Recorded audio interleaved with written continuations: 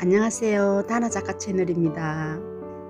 사기열전 17 위공자열전. 굶주린 호랑이에게 고기를 던져주지 말라.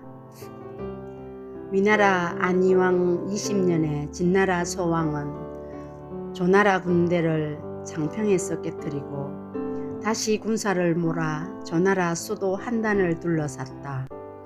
공자의 누이는 조나라 해문왕의 아우인 평원군의 아내였다. 평원군은 위나라 왕과 공자에게 여러 차례 편지를 보내 도움을 요청했다. 이에 위나라 왕은 장군 진비를 시켜 군사 10만 명을 이끌고 가서 조나라를 돕게 했다. 그러자 진나라 왕이 위나라 왕에게 사자를 보내 다음과 같이 통보했다. 나는 조나라를 쳐서 머지않아 항복을 받을 것이다.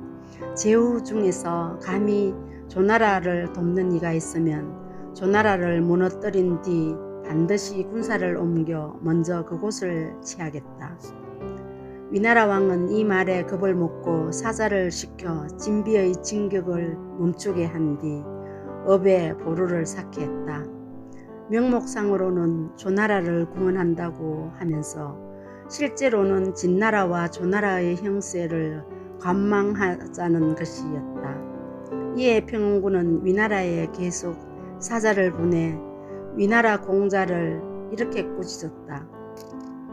내가 스스로 공자와 인척관계를 맺은 까닭은 공자가 의를 중하게 여겨 다른 사람이 위급한 상황에 처한 것을 보면 망설이지 않고 구해줄 수 있으리라고 생각했기 때문입니다. 지금 한단은 함락 직전에 놓여 있는데 위나라의 구원병은 오지 않고 있습니다. 이렇게 하고도 어찌 공자가 다른 사람의 어려움을 보고 구해줄 수 있는 인물이라고 하겠습니까? 또 공자께서는 나를 업신여겨 진나라에 항복하도록 내버려 두고 있는데 공자의 누이가 가엾지도 않습니까? 공자는 근심이 되어 여러 번 위나라 왕에게 청문하기도 하고 빈객과 변사를 시켜 온갖 수단을 써서 설득했지만 위나라 왕은 진나라를 두려워하여 끝내 공자의 부탁을 들어주지 않았다. 공자는 도저히 왕의 허락을 얻을 수 없다고 보고 조나라를 망하게 하고 자기 혼자만 살아남을 수 없다는 결심을 했다. 그래서 빈객들과 의논하여 거기 백여대를 마련하고 빈객들을 이끌고 진나라 군대와 부딪혀 조나라와 같이 죽기로 했다. 공자는 가는 길에 동문에 들러 후영을 만나 진나라 군대와 싸워 죽고자 하는 까닭을 자세하게 설명했다. 그러고는 헤어져 가려고 하는데 후영이 말했다. 공자께서는 부디 힘껏 해보십시오. 이 늙은이는 따라갈 수 없습니다. 공자는 몇 일을 가는 동안 마음이 불편했다. 내가 후영을 부족함 없이 대우한 것은 천하가 다 아는 일이다. 그런데 후영은 지금 내가 죽으러 길을 떠나는데도 헤어지는 인사 한마디 하지 않았다. 나에게 무슨 잘못이 있었을까? 공자는 다시 수레를 돌려 후영을 찾아가 물었다. 그러자 후영은 웃으며 말했다. 저는 본래 공자께서 되돌아오실 줄 알고 있었습니다. 그러고는 다시 말을 이어나갔다. 공자께서는 선비를 아껴 명성이 천하에 알려졌습니다. 지금 어려운 일을 당하여 이렇다 할 계책도 없이 진나라 군대를 향해 뛰어들려고 하니 이는 비유하자면 굶주린 호랑이에게 고기를 던져주는 것과 같으니 무슨 효과가 있겠습니까? 그렇다면 어찌 평소에 빈객을 기를 필요가 있겠습니까? 공자께서는 저를 두텁게 대해주셨지만 공자께서 죽을 길을 떠나는데도 아무런 말씀도 드리지 않았습니다. 그래서 공자께서 원망하여 되돌아오실 줄 알았습니다. 공자가 두 번 절하고 방법을 물었다. 그래서 후영은 주위 사람들을 물리치고 낮은 소리로 말했다. 진비의 병부 한쪽은 언제나 왕의 침실 안에 있습니다. 제가 들으니 여인은 왕에게 가장 사랑을 받아 왕의 침실에 자유롭게 드나들 수 있다고 합니다. 여의의 힘이라면 병부를 훔쳐낼 수 있습니다. 또 제가 들으니 여의의 아버지가 다른 사람에게 피살되었을 때 여의는 3년 동안 재물을 써가며 원수를 찾게 했고 왕 이하 여러 사람도 여의의 원수를 갚으려고 했지만 그 원수를 찾지 못했습니다. 그런데 여의가 공자에게 울면서 부탁하니 공자가 빈객들에게 부탁하여 그 원수의 목을 베어 여의에게 바쳤다고 합니다.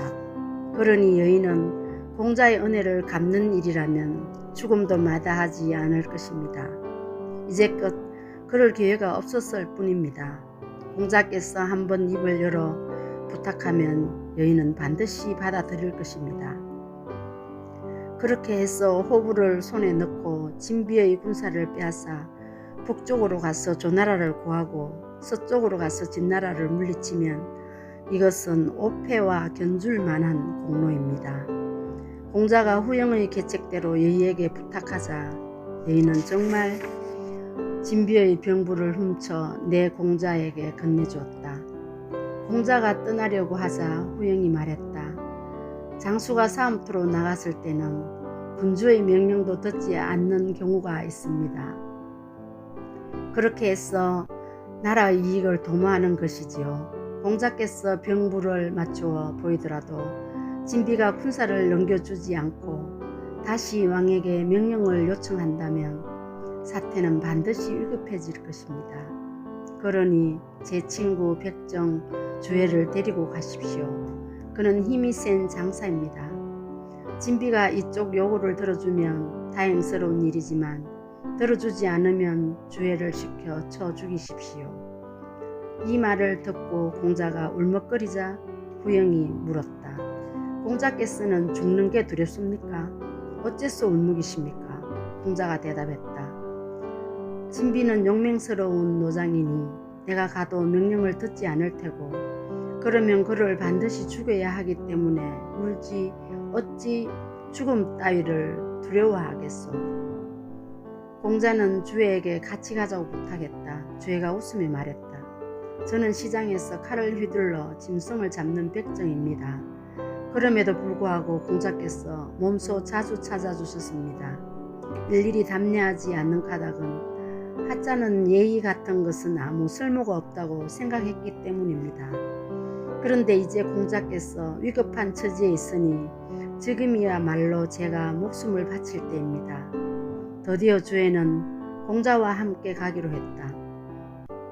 공자가 후영에게 들러 인사를 하자 후영이 말했다. 저도 마땅히 따라가야 하지만 늙어서 갈 수가 없습니다.